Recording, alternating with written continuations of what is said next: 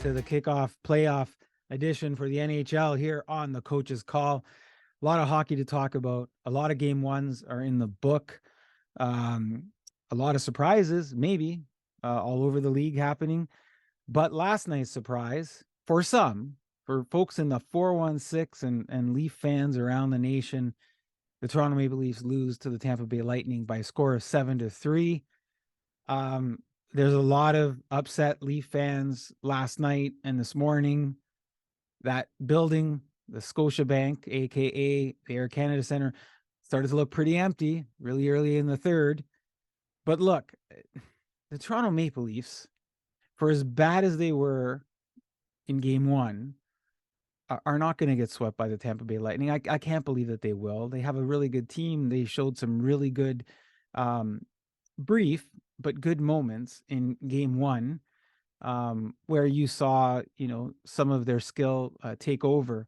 But there's a lot of things that happened in that game that shouldn't have happened. There was a lot of the Leafs were irresponsible in a lot of different ways, and it started to show in how they were physically playing.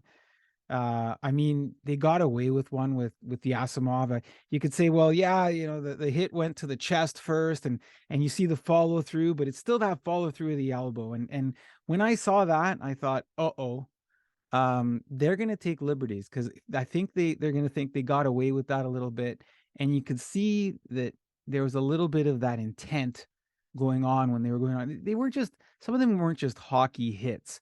It looked like, intent, if you will. And then Michael Bunting.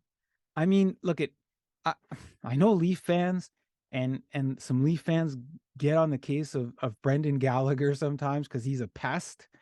But if you're a Leaf fan and you've criticized Brendan Gallagher for the way he physically plays, and then you're trying to defend Michael Bunting, the argument is over. We can't even have a discussion about it. Okay.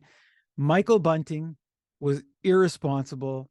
And it's this little play that some of the players have learned, where they come in from the side, and what they do is they back elbow you. So it's like, they're not looking at you. Well, I'm not looking at him, and I can't see him, Michael Bunting. Well, I don't know what's going on. I have no idea what happened behind me. Well, what happened behind you, Michael Bunting, is that you took an elbow to a guy's head. It's irresponsible. It's irresponsible, just on a playing and respect level.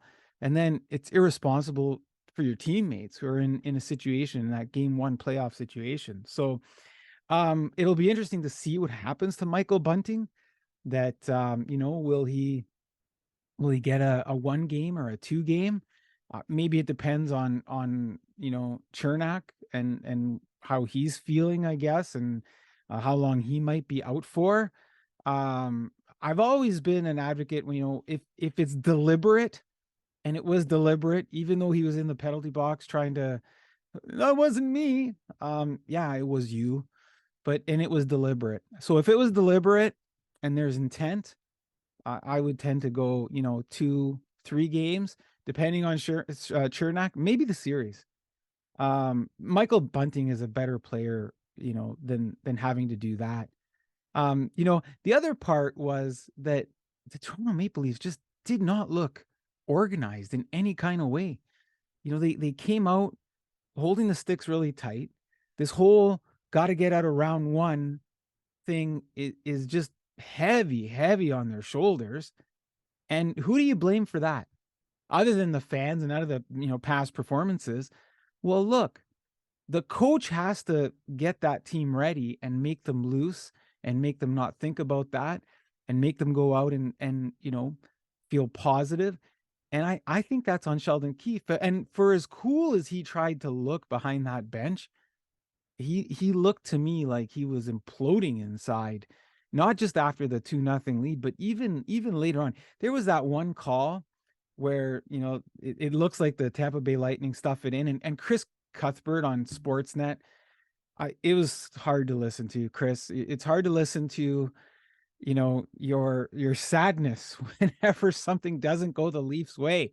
I just, it's hard to listen to that. And, I got Chris Cuthbert listening to that, advocating that it's not a goal, then advocating that it could be goaltender interference. And anyways, Sheldon Keefe must have heard Chris Cuthbert, because after the goal was called a good goal on video replay, Sheldon Keefe decides to challenge for goaltender interference. And to me, that was an ego selfish call. I'm gonna throw the dice on this.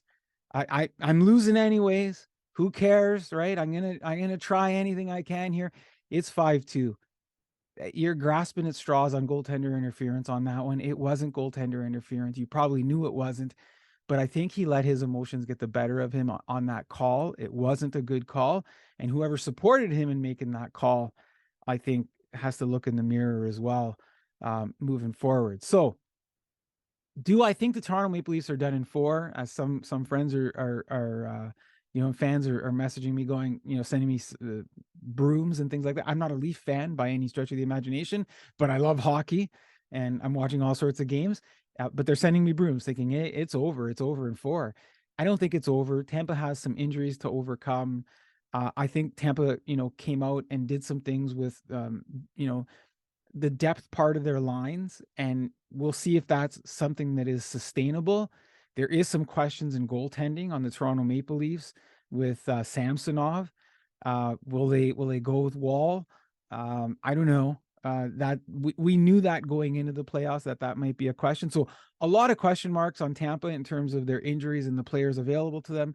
A lot of question marks around the Toronto Maple Leafs, around their goaltending and their confidence. I still don't think this is a 4-game series, but let's have some fun and let's watch some good hockey and let's keep it safe. And Chris Cuthbert, man, just try and have some objective calling in your voice and try to keep it balanced. Just be excited. Give us an exciting game all around, not just one-sided. That's the coach's call. Thanks for listening, folks. Take care.